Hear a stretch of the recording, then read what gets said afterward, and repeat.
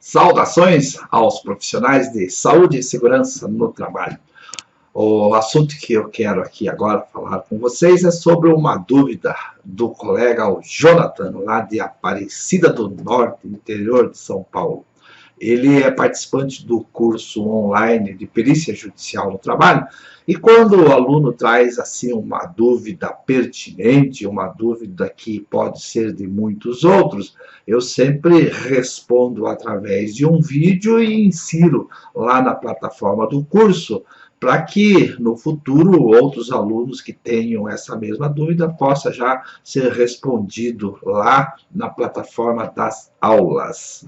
O Jonas perguntou o seguinte, veja aí na tela.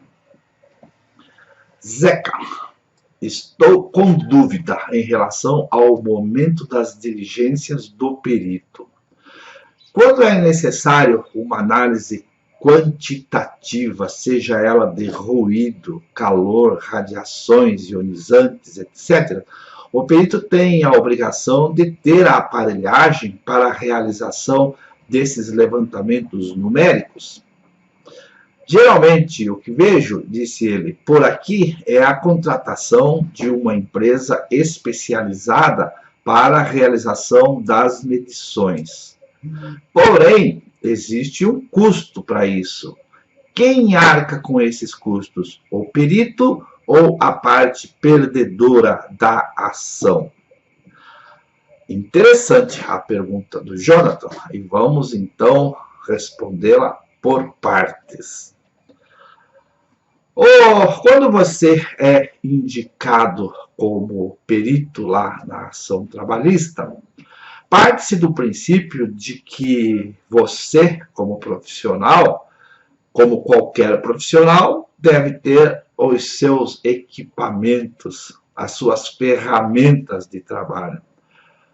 E o juiz, ele tem na ideia de que você, para fazer uma avaliação quantitativa, você disponha do dosímetro, você disponha do medidor de estresse térmico para o cálculo do IBU-TG, mas o juiz não tem ideia, por exemplo, de quanto custa uma bomba gravimétrica para fazer a coleta dos agentes químicos, né?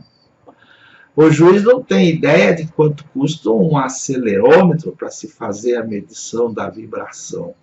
Mas, na ideia do magistrado, o profissional tem que ter as suas ferramentas. Mas nós sabemos que, na prática, não é bem assim. E o que é que acontece?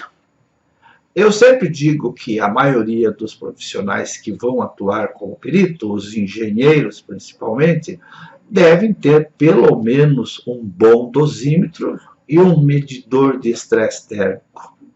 Porque 80% das ações trabalhistas, os pedidos são de ruído ou de calor.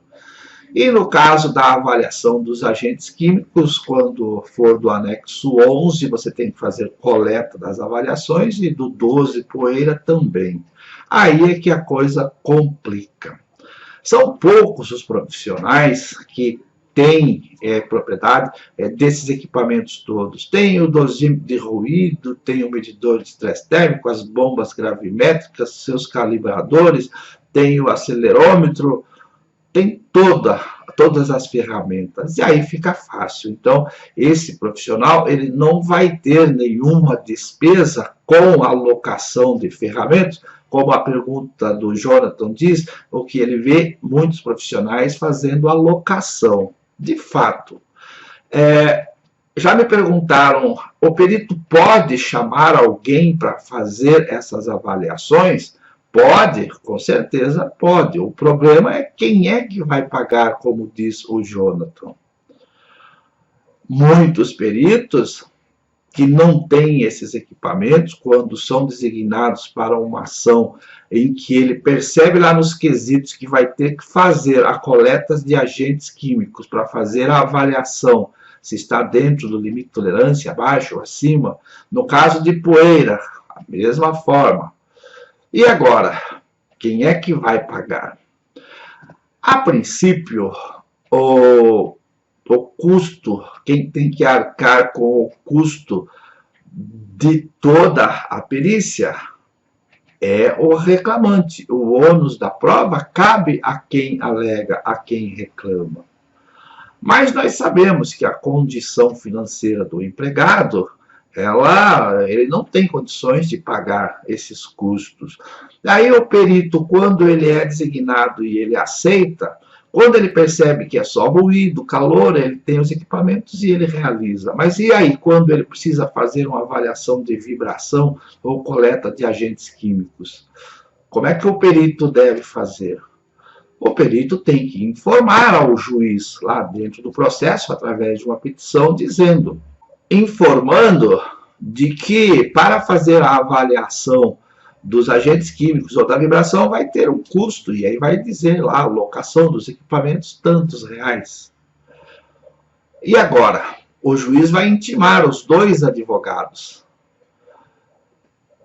Alguns juízes exigem da empresa um adiantamento desses valores, que a empresa pague, deposite esse valor, dizendo assim, olha, o perito está dizendo que precisa fazer locação de equipamentos, vai custar R$2.000.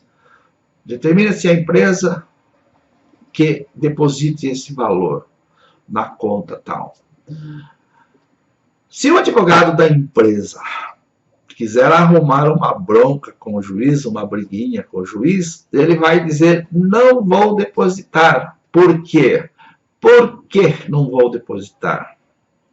Porque o ônus da prova cabe à parte autora, a quem alega. E já vi muitos casos em que o juiz insiste para que a empresa deposite, e o advogado da empresa diz, não vou depositar, e fica aquela briga com o juiz. O que acontece?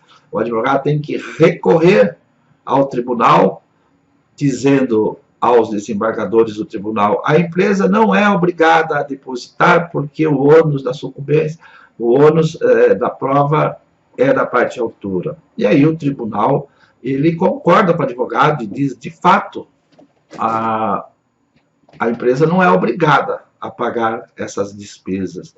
E aí, se o empregado não tem como pagar, morreu ali a perícia e morreu ali o direito do empregado. É assim que funciona. Agora, tem uma situação nova. Desde 2017, veja aí na tela, aí, esse artigo lá da reforma trabalhista, dizendo que o juiz não pode determinar adiantamento de valores para a perícia.